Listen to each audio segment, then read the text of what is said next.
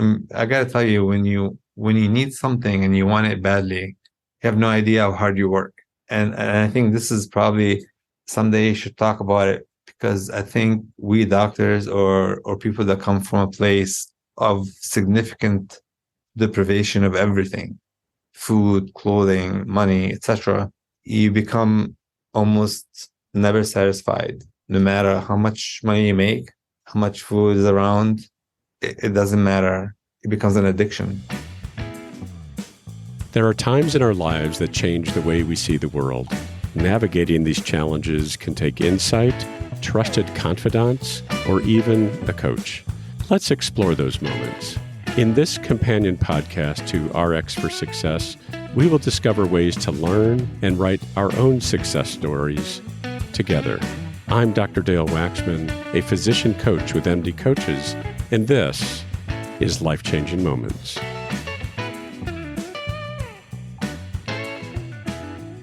What thoughts come up when you consider the notion of perseverance? My guest today, Dr. Jihad Mustapha, is a living example of this term.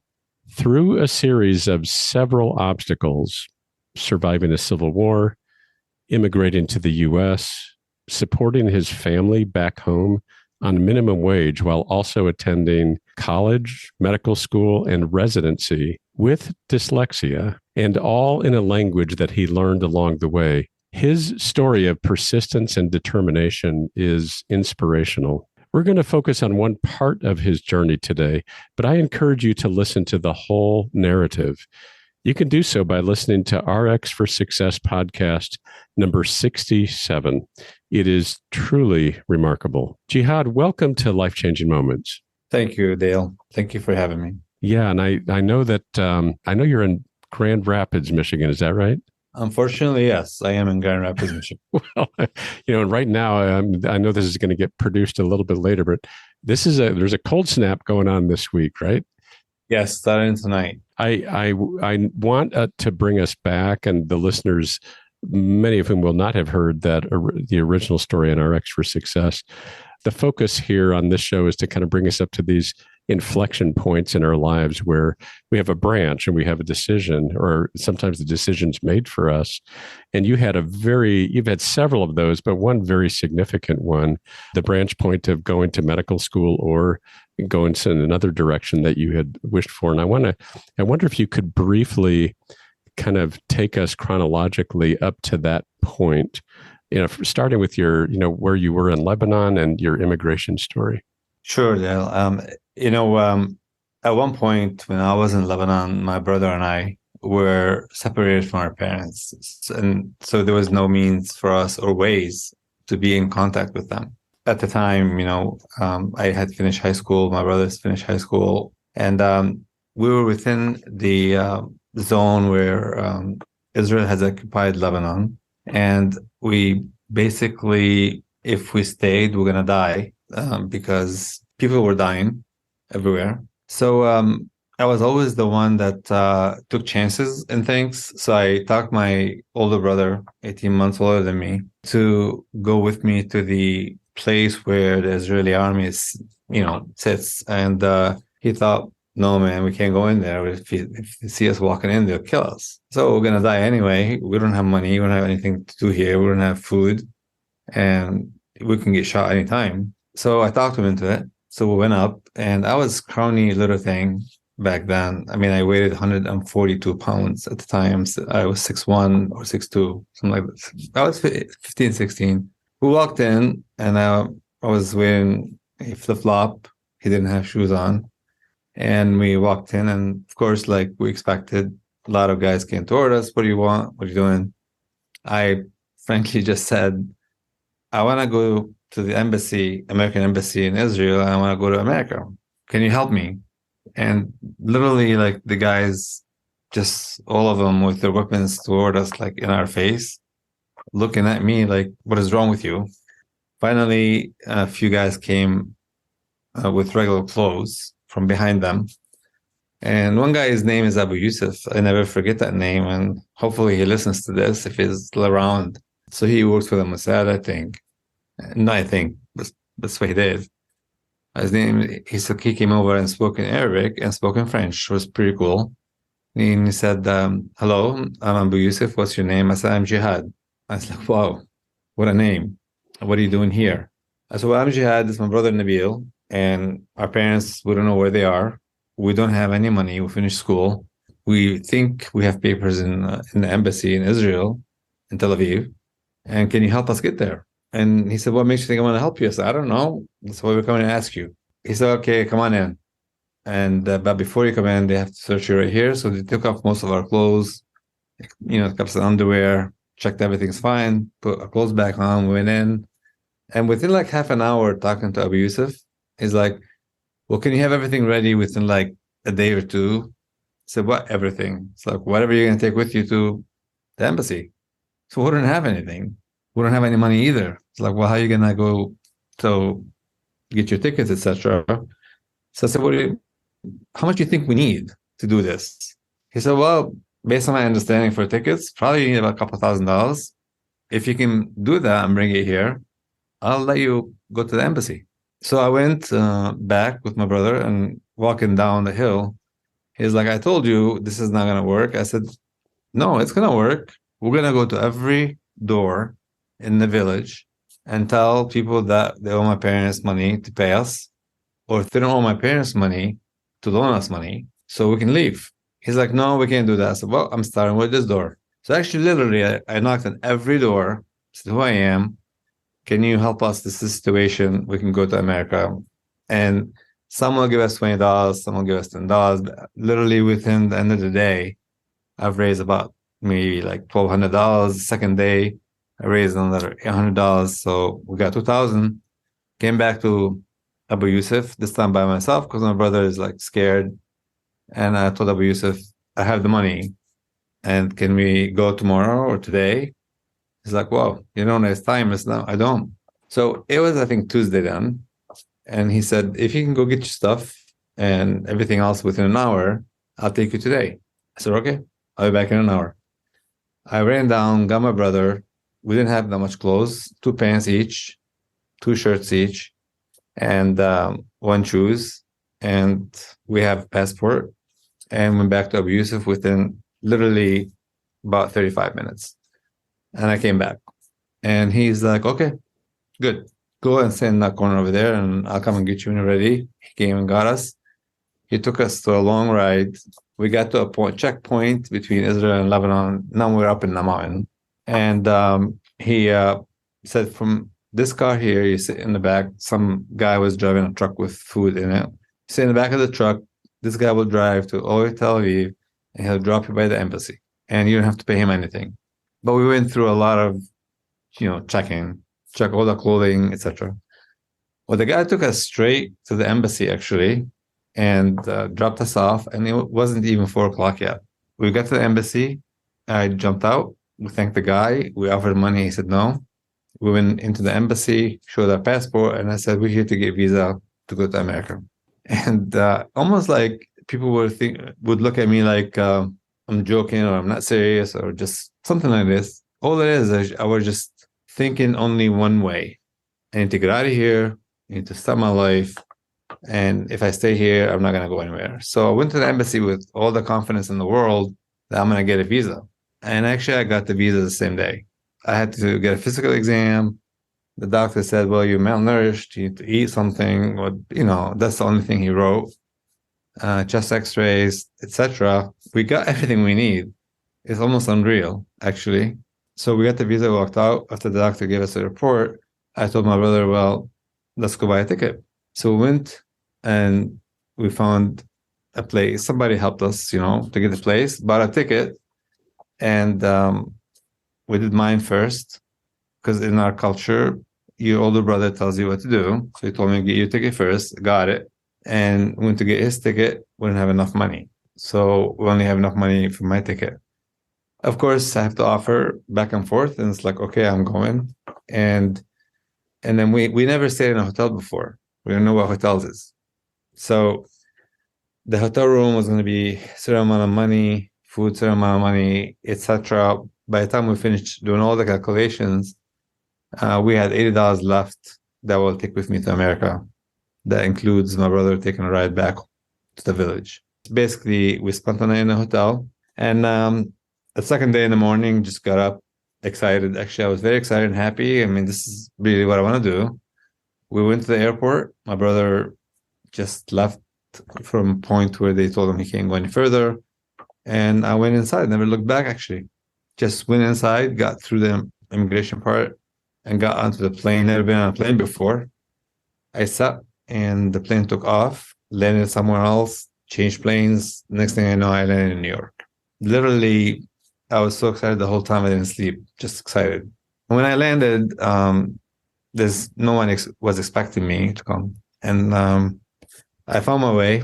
I found some people speaking French, talked to them. They helped me make a phone call, and they had one phone number with me. I made a phone call. Somebody came pick me up, and that person was like, "Listen, this is not, the village. Everybody here takes care of themselves. So you got to start working tomorrow. You can stay with me for a month. After that, you're on your own." I said, "That's fine." He took me in for a month. I started working.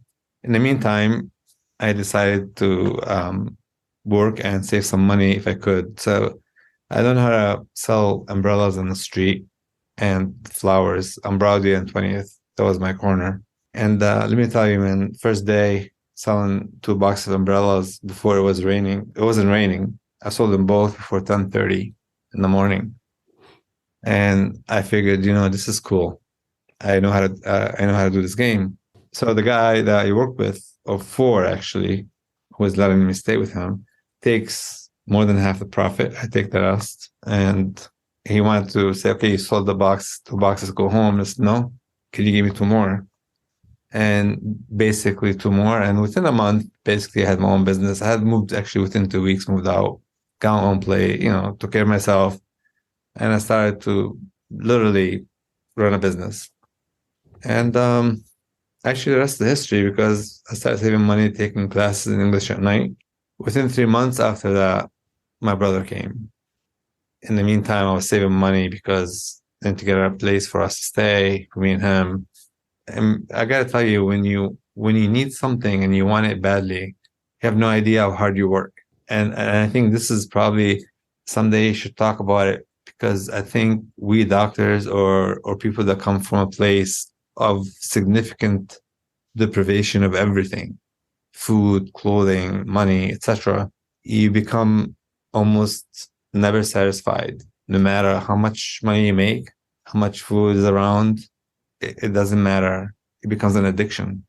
So the work ethic that I had back then, where I would work from the morning till night every day, has not changed. So anyway, working hard showed me that I can save money. I saved enough to get a place. So my brother comes in. We go to Dearborn, Michigan. That's where we went. Because our parents, God bless their soul, they both died now, had arranged for a arranged marriage for both of us. And that really, something was annoying the hell out of me, because I was 16 for God's sake. And my brother was 19, close to that. So he was happy. He liked the girl a lot. And they got engaged. And within a few months of being here, he started working at a gas station. I worked at Big Boy, cleaning the bathrooms, and then became a busboy and a dishwasher. So I could start moving up quickly. And then one night I finished work, and I was, I used to walk back home because it didn't have a ride yet. At 2 a.m, the phone rings. I still remember it like it was yesterday.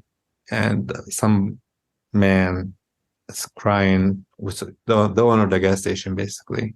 He's telling me your brother was shot and he's killed and he's dead. And it's almost everything stopped.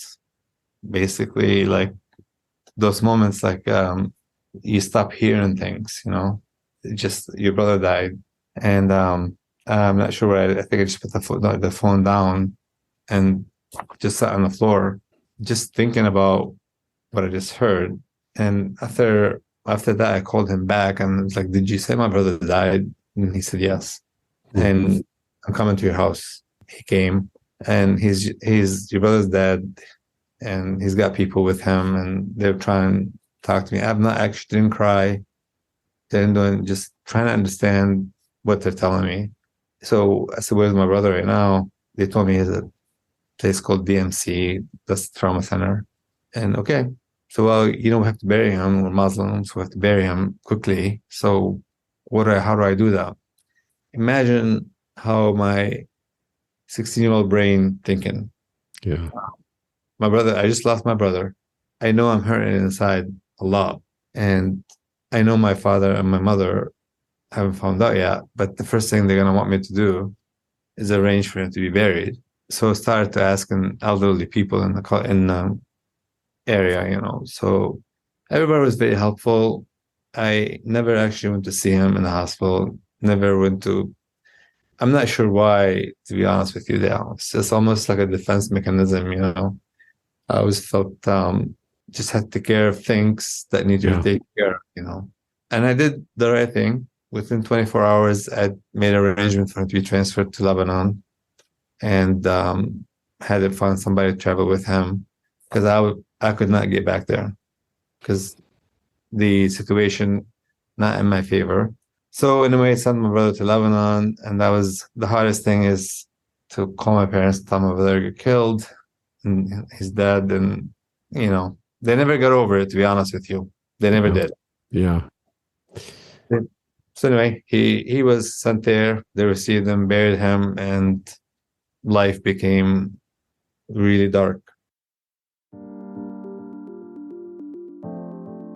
Today's episode is brought to you by Doc-to-Doc Lending. Doc-to-Doc provides match day loans of up to $25,000 to fourth-year medical students and current residents. These loans are designed to help students cover personal expenses, such as moving costs, housing down payments, and living expenses before and during residency. With fixed interest rates, flexible repayment terms, and no prepayment penalties, Doc-to-Doc Match Day loans provide financial flexibility and allow students to focus on their exciting journey towards becoming a physician. Doc-to-Doc was founded for doctors by doctors. They understand the challenges and hard work involved in becoming a doctor, and they support doctors throughout their careers. Using their in-house lending platform, Doc-to-Doc considers the unique financial considerations of doctors that are not typically considered by traditional financial institutions. So don't let financial stress hold you back from achieving your goals. Doc-to-Doc Lending has you covered. Visit www.doc2doclending.com/mdcoaches to learn more.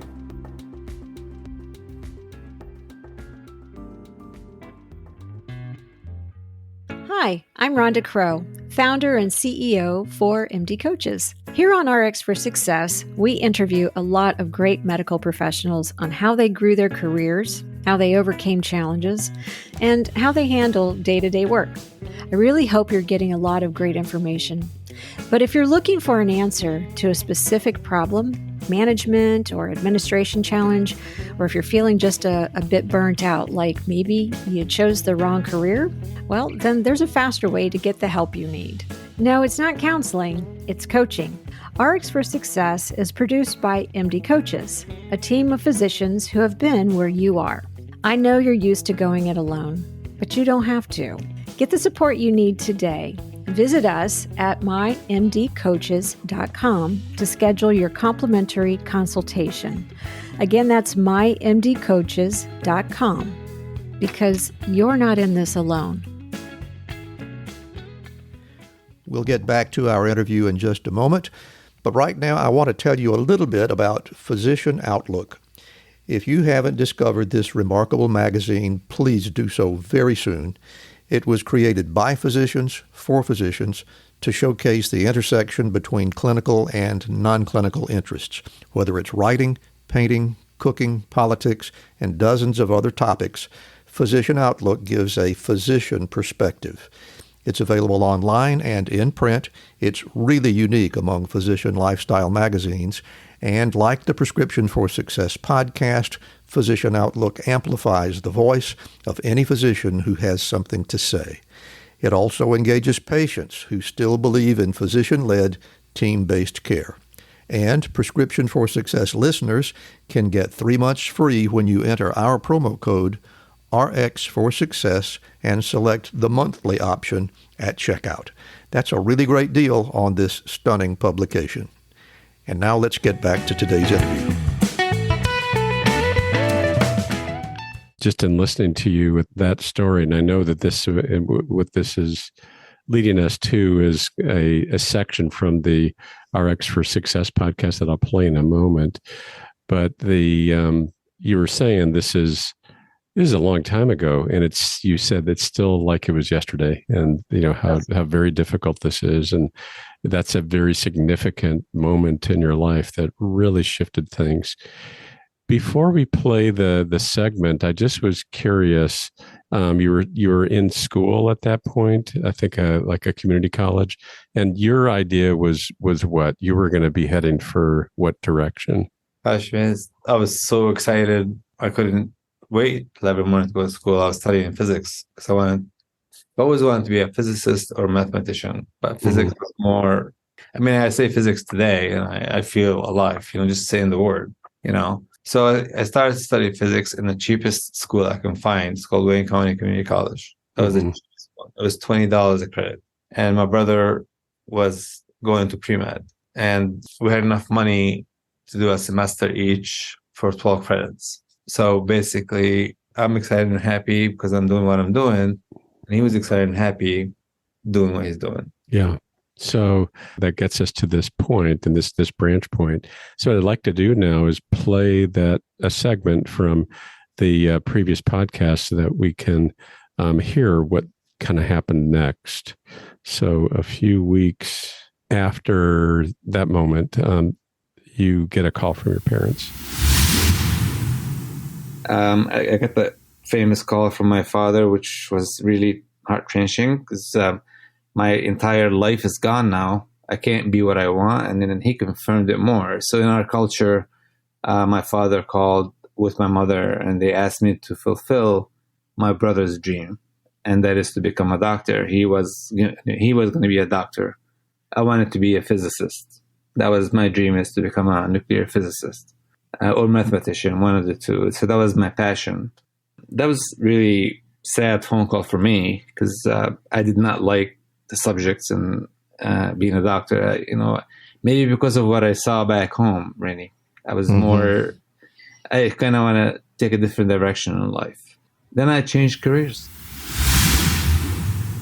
Just curious, as you reflect back on that time, you said in this podcast, so I changed careers. Was it all in that moment or what happened? Take us through what happens after that phone call. It's still heartbreaking right now, actually. I hardly get sad or down, but I'm now sad and down. This is weird, actually, because I always make fun of people that get emotional about things. I'm not emotional in terms of crying, but emotional, like feeling the way I'm feeling.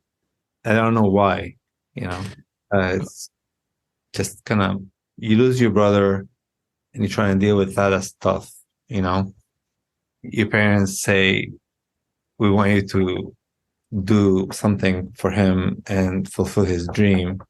No one ever thought about, what I would be going through.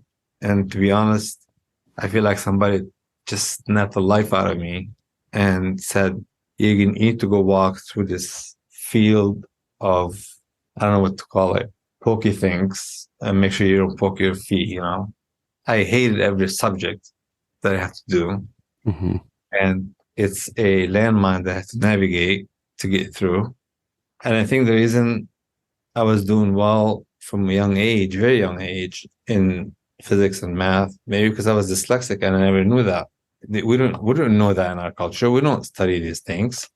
I was really good at doing everything in my head in terms of numbers. And I had to freaking memorize and read. And so I started to struggle. And changing career is a simple word to say. I changed my entire life. I mean, my whole life was turned upside down. I was facing happiness every day. I mean, I was listening to a lecture in physics, and every word I said, like numbers, formula, etc., like quickly I pick it up, I'm in. And then suddenly, like when my father hung up the phone and I said yes, I really couldn't finish the semester anymore because it's just really getting too much. And I figured I'll go take some classes in English to learn more English because now I have to take different things. And I was trying to save some money because I'm broke now. I don't have any money, and start to live in a park. There's a park where there's a pool. So I went back to working at Big Boy. And it's not like I didn't consider myself homeless, to be honest with you. I just figured this, it is what it is. Got to do what I got to do. So I asked the manager to give me a promotion or like give me something extra so I could work more shifts. And when you're down, everybody wants to kick you. And in my mind, like nothing's gonna make me down or bring me down. I just got to do it. So anyway, got to the point where I became a dishwasher and before, but then now I became a busboy and started to take the class. So move you to the next semester, which I call it the health semester. That's the one where I freaking took biology 101, English 1, stuff in the health probably to you means nothing. It's probably like, it's so stupid to say it now, but the reality is the reality, okay? Yeah. The first time in my life I sat in a classroom not knowing what the hell is going on. Right. Didn't understand the thing they were saying. And I'm like, how in the hell am I going to be a doctor? And I have no idea. I don't know what they're talking about. I got a D in English. I escaped with a B in biology. I don't know how. Calculus 1 and 2, luckily for me, they were required. And physics 1 and 2. So I focused on those. And then anything that I do with biology, I had to struggle with. So I made it through. But I got to tell you, I was bitter. I wasn't happy about what my parents chose for me, but I never told them that. And I did it between working whatever job I can until I started tutoring in physics at Wayne State University and started to make good money, like $7 an hour, which is better than $3.25 or $3.35. And every time I go to tutor physics, you feel like something's being robbed from you. Mm-hmm. And no matter which class I'm going to, I always walk by the physics labs because it was passion for me. It was just passion, love. I mean, I still talk about it today. Like, I honestly to God, if I didn't have responsibilities, I'll go back to school today and I'll do it. But anyway, I didn't. Yeah. So I would just want to acknowledge, I really hear the emotion that's coming up for you and the bitterness and the challenge. And I'm also, and I know there's a cultural piece here, right? I mean, it's that there's sort of, I'm guessing from the Lebanese culture, this is, you do what your parents say that you're going to do. Yeah. I mean, if you're a man of your word, if you don't deliver on your word, you're not a man. Yeah. And they put me through that at the age of 16. And I lived with that every day. Every day I walked to work and I worked all, and I walk back in the morning. I'm walking with shame. I'm ashamed. I'm afraid I'm going to fail. You won't be a man if you can't deliver on your word, and I didn't know I had dyslexia. I didn't know why I can't understand what's going on. And all I knew is I had to deliver to being a doctor. That's all I knew. Yeah. And I did it. I finished, became a doctor, and when I went to them and told them, here's a certificate. And it was hell. That's all I can tell you. Yeah. I'm curious, what helped you through that besides your determination to honor what you said that you would do? What helped? What were some of the things that helped you get through it?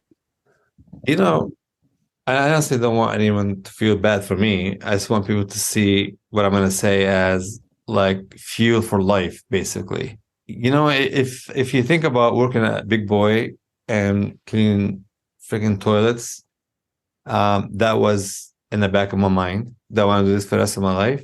When Abu Yusuf helped us back in Lebanon, I mean, basically, I didn't know which day I'm going to die. Is it today? Is it tomorrow? So that was in the back of my mind. Where am I going to go if I don't succeed here? I don't have a home. I can't go back to my country. So if I actually keep going, telling you about all the things I can't rely on. I have no one to depend on. And I think everything fell down to the point that, it's me. I got to do it. There's no one else to lean on or depend on. And everything else, all my other options are negative, including death.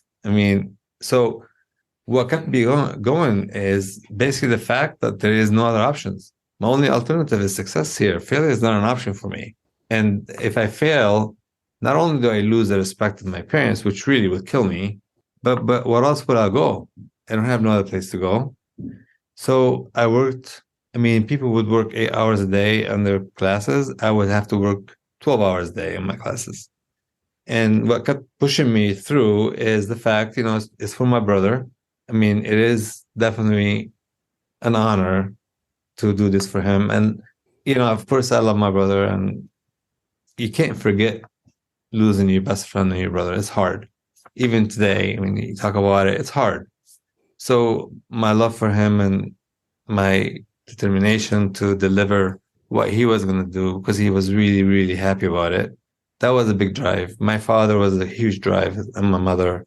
And I refused to fail. That's my nature. That's my personality. I won't fail. Don't want to fail.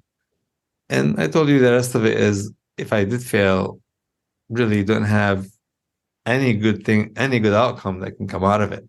So perseverance was the only option. I persevered through every obstacle. It's unimaginable, to be honest with you. Because when I got my green card and I learned about financial aid and fill up an application for financial aid, didn't even know how to fill the damn thing. And you go to people to help you with it, and the questions they ask, and etc. Is imagine the simple thing, financial aid application. You look at kids who are born and raised here, whether they're Lebanese or not Lebanese, etc. They take this for granted. And they have this freaking opportunity of having financial aid. They have a home, the parents have everything else. And they're just like taking it all for granted, not paying attention to this golden opportunity they have. And here I am looking at that golden opportunity. I don't have anything they have, including the ability to fill an application. And yet I want it so bad. Yeah. So I did it. The want it so bad, the perseverance, and looking at those sort of kids that took it for granted, I'm like, let them take it for granted. I'll take it. I want it. So I would go ask for help from everyone that would talk to me, from any person that would help me, because again, wanted to deliver what I promised. So I think I know the answer to this. So during that time, your parents, I'm guessing that you didn't let them know that this was not so easy for you. Are you kidding me? You can't. Yeah. You can't show weakness. That would be viewed as weakness. Yeah. Not a struggle, right? Yeah. I was struggling, really. And that's what my name means. Jihad means struggling, striving for the better, sacrificing for others. Really, I was living up my name, living up to my name. Everybody looks at it as being holy war. It doesn't freaking mean holy war. It's just like really struggling and trying to survive, sacrificing for others. I was living up to my name. And if I tell my parents I'm struggling and I'm having difficulties, etc., I'll probably get, what's the word? I'll get bitched out, really. Yeah. I'll be told, like, what's wrong with you? You're weak and you're not a man. There's no such thing as, like, compassion in our culture, okay? So it doesn't mean my parents are bad. They're the best parents ever. And I love my parents to death. And my father is probably the best man in the world, in my opinion. But still, though, could have been a little bit different, Yeah. I realize I'm coming from the lenses of an American, right? So, I want to move us a little forward here, because there are people who are going to be listening to this that have had not quite as stringent a command from the parents that this is what you will do, and didn't have the cultural sort of piece that says this is what you do. You honor your parents in that way. American culture, there's obviously a lot more choice, as you've already indicated. And people, even if their parents push them in one direction, they may do that, but they may also do it with a lot of complaining, or they may say, I'm just going to go in my own direction anyway. But I think people will be able to relate to you, myself included, who was also pushed, not with as much stringence as you had, that we still find our way. And you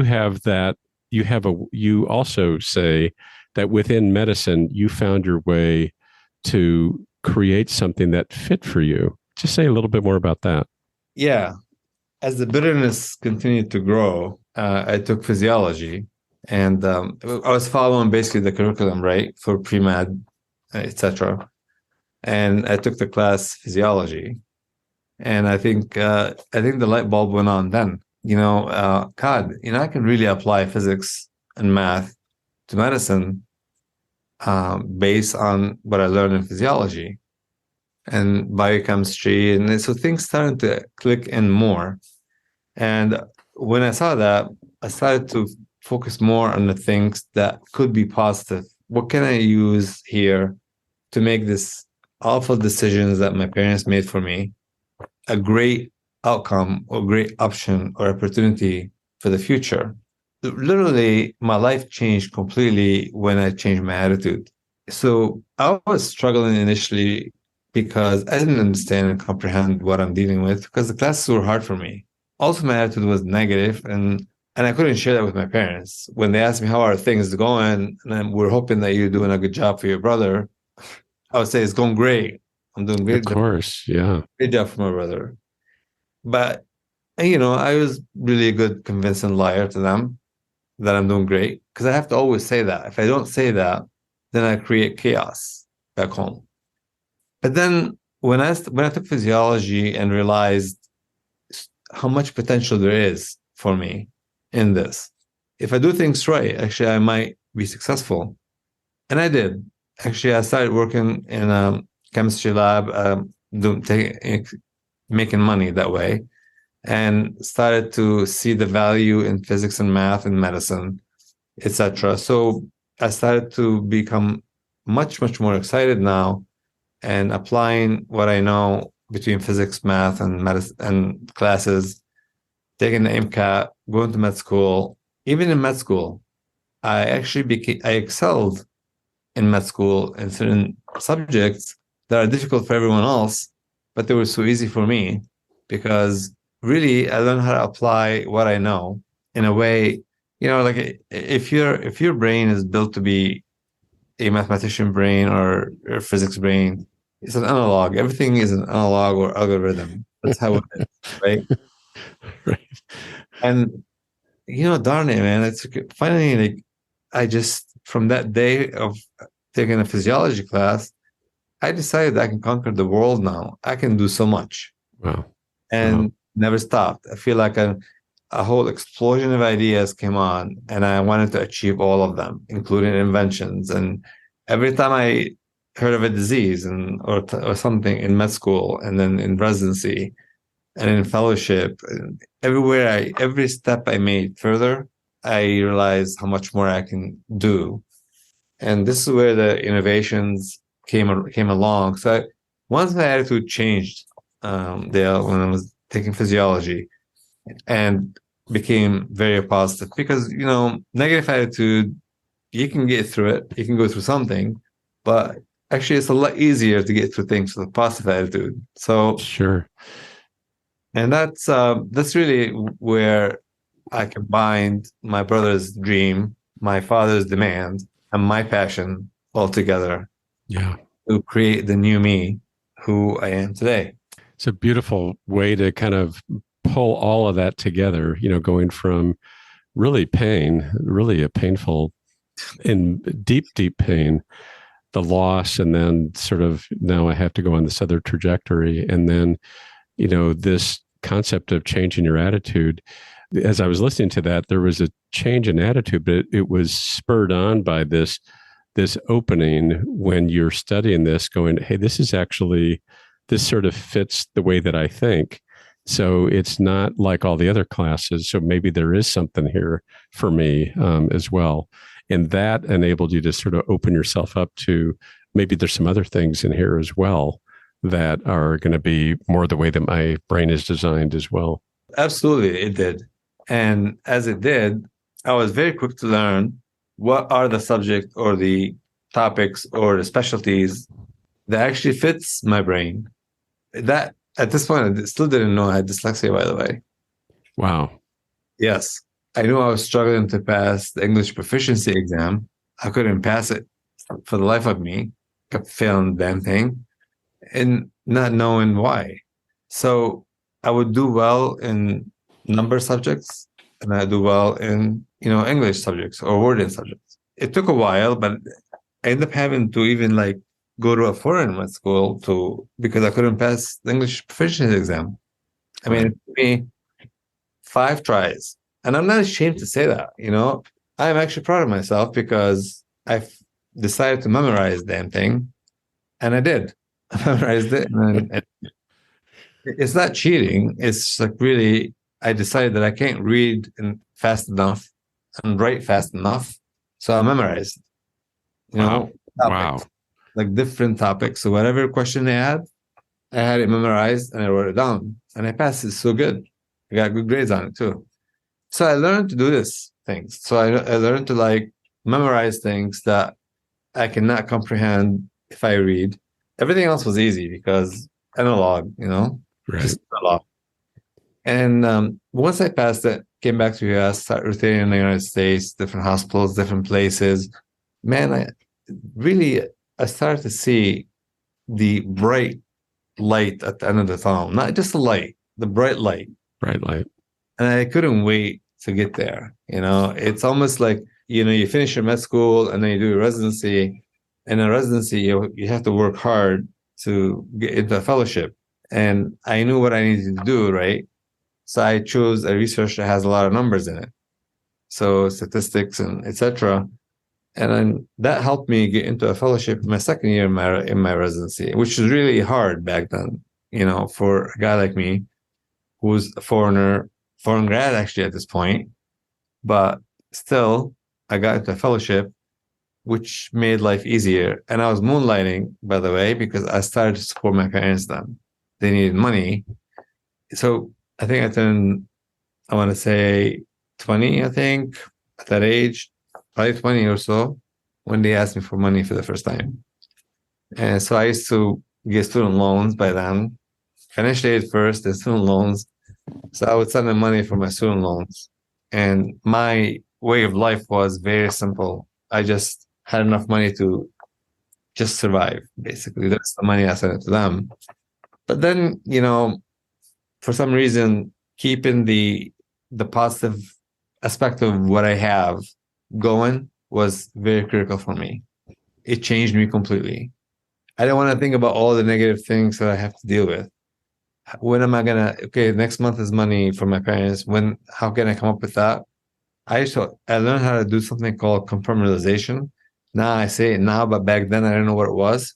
So I started to do all these things and focus only on the positive aspects of my life so I can keep moving forward. And that really is an advice I would like to give to everybody that's struggling with anything. Just put the negative things to the side and deal with what is at hand, the task at hand, the positive aspect of your life that is going to move you forward or propel you forward. And if you focus on it, I guarantee you'll get there. Yeah. So the people that are listening to this podcast may not know that you are now, that bright light at the end of the tunnel was interventional cardiology is where you are right now, right? Yes. And that day when I went to interview and didn't have a lot of money, back then where you have to fly everywhere and you have to fill every application by hand. The gentleman that I interviewed with asked me some questions about the research I published. Of course, I've read everything about him. And he asked me if I want the fellowship. I said, yes. He said, will you sign today? I said, I'll sign right now. I signed right there and then because you know what I'm thinking about, right? I don't have to pay all the other money that interview at other places. And so I signed and went back to work, moonlighting, saving money, knowing that I'm going to do my fellowship. So, that was a bright light. And that was the best decision I ever made. Yeah, that's great. Well, I just have one more question, and in the question that you've enlightened me and the people who are listening to this about how you met pretty significant adversity and struggled with internally how to move yourself into accepting this new path that your parents had set for you, and then finding a way to really enjoy that and find a bright light within that. I just wonder, in addition to the advice you've given so far, is there anything that you would like to impart to our listeners that you haven't mentioned yet about how to move through these various challenges in life? I don't know if anybody have a life that is a straight path, free of obstacles, or just you can go from A to B without some sort of obstacle, adversity. It comes at different levels, right? For someone like me who comes with nothing from nowhere, you expect to have this big obstacles because you don't know, first of all, even if it's a small obstacles, you don't know how to get around it. It becomes huge obstacles. My advice for those that are fortunate, more than you and I, and they live in a country like this, like our beautiful country here, whenever you have an obstacle in your way, just stop, look at it from different directions, and you're going to realize like it's not really as big of a deal as you think. We sometimes get intimidated and scared of the simplest things, right? Because we are doctors, right? And doctors don't know much about life. You get a letter from some committee saying that you used the wrong catheter in a patient, and our heart stops, right? Well, my heart doesn't stop. When I get the letter, I'm ready to fight, and it's like almost the mentality is like the obstacles that you're facing, don't let it consume you before you understand it. And then when you understand it, you realize like it's really a joke. Great sound advice. And Dr. Jihad Mustapha, thank you so much for coming back to this, to our family of podcasts at MD Coaches and joining me here today on Life-Changing Moments. It's been very inspirational to hear your story once again for me, but also to kind of go a little bit deeper about these really significant moments in your life. So thank you again for being with us. Well, thank you for the opportunity. I really appreciate it. And please keep talking to doctors all around the country because, our life is not that simple. And all of us have a lot of things that we face every day. So I look forward to listening to other people as well. Here are my takeaways from this conversation. When I reflect on this moving conversation with Dr. Mustapha, this adage comes to mind. When life gives you lemons, make lemonade. While it grossly oversimplifies the obstacles he overcame, it is a useful phrase to remember as it encourages us to convert a negative circumstance into a positive one by adopting a positive mindset. Through his transparency and vulnerability in telling his story, he teaches us how to live this way rather than to just think about it. Well, it's hard for me to encapsulate all of the lessons in this inspiring story. And so rather than to try to summarize, this week I'm going to reprise some statements and words of advice from him that I think stand to be repeated. So here goes. Number 1, when you need something and you want it badly, you have no idea how hard you'll work. Number 2, what kept me going is when I realized there was no other option. Failure, as I defined it, was not an option. Number 3, be sure to notice the opportunities we have in life and don't take them for granted. Number 4, when a decision has been made for you, find your way in spite of it. How can you turn this into a great opportunity for your future? Number 5, my life changed completely when I changed my attitude. And a corollary to that one, number 6, it's a lot easier to get through things with a positive attitude. Number 7, at times it may be useful to compartmentalize. Put negative things aside and focus on the positive aspects of life that will move you forward. And finally, number 8, when you encounter an obstacle, pause and look at it from a different direction, and you'll likely realize that it is not as big a deal as you think. To this last point, examining the obstacles in your life, coaching is an effective way to do just that. When you engage with a coach, the conversation turns to not only identifying roadblocks, but reframing them like Dr. Mustapha does, and then identifying ways to overcome them. A coach is your thought partner in accelerating you forward. To explore coaching for you, please visit us at mymdcoaches.com. Thank you for listening, and be well. Thank you for tuning in to Life-Changing Moments. If you enjoyed this episode, please be sure to rate us 5 stars and leave a review. Doing so helps our podcast reach more listeners. Have something to share? We'd love to hear your thoughts. Visit the MD Coaches community on Facebook groups. This dynamic virtual space is a place to continue discussion about life-changing moments and perhaps share some life-changing moments of your own. Join the conversation today.